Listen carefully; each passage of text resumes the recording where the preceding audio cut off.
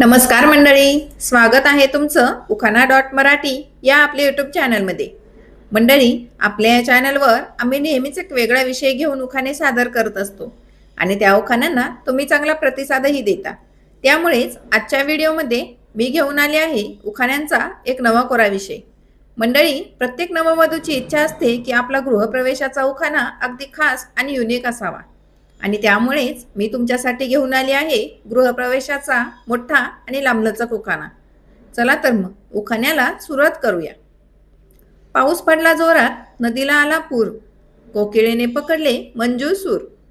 माती झाली थंडगार, शेतकरी झाला आनंदी फार। शेतात पिकला तांदूळ, त्याचा बनविला भात, भातावर वाढले तूप, तुपासारखे रूप। रूपासारखा जोडा, वेशीत आला नवरदेवाचा घोडा। नवरदेवाच्या घोड्यावर अंथरली चंदेरी शाल, मेहंदीने झाले हात लाल। आता झाली शुभमुहूर्ताची वेळ, ब्राह्मण बोले मंगलाष्टक। अंतरपाठ धरला हाती, अक्षता पडल्या माथी। लग्न लावून दिले हातात हार, नवरदेव झाला आनंदी फार। लग्न लावून नवरदेव हसले, मला घेऊन गाडीत बसले।